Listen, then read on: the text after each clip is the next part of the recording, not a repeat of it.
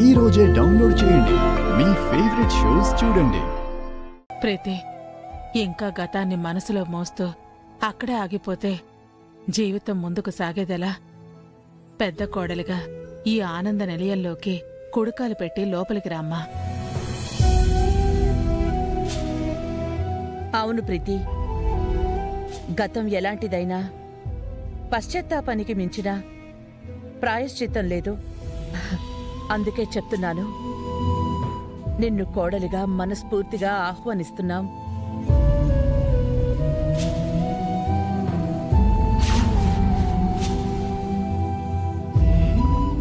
రోహిత్ భార్యగా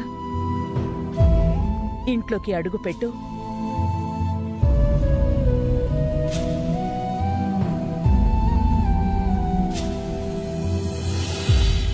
జ్యోతి, అమ్మగారు, ఇంటికి పెద్ద కోళ్ళొచ్చింది.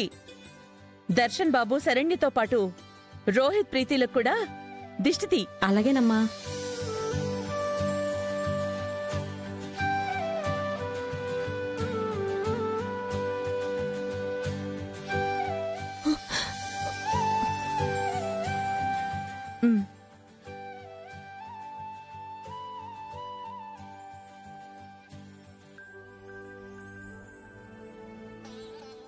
అత్తయ్యగారు,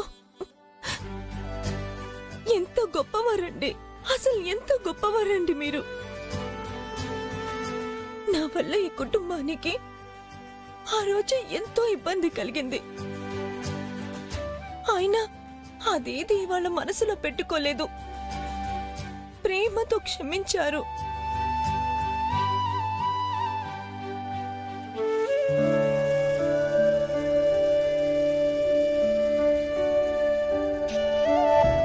పెద్ద కోడలిగా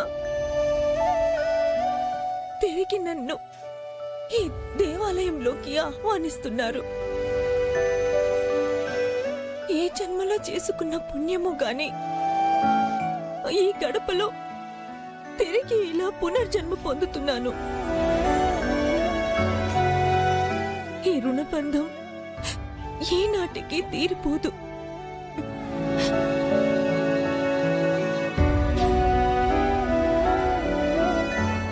అత్తయ్య గారు, ఈ దేవాలయం సాక్షిగా, ఆ దైవం సాక్షిగా మాటిస్తున్నాను,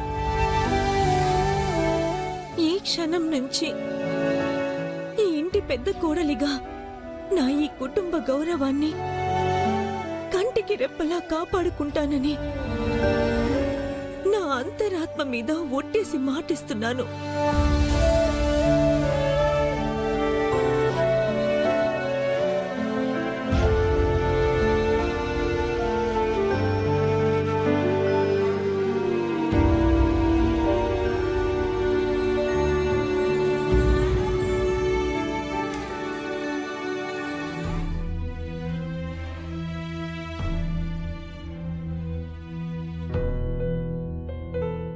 రోహిత్, నా తప్పులన్నీ నువ్వు క్షమించానని ఒక్క మాట చెప్పు. ఆ మాటే వేద మంత్రంగా ఆ జన్మాంతం సంతోషంగా బతికేస్తాను.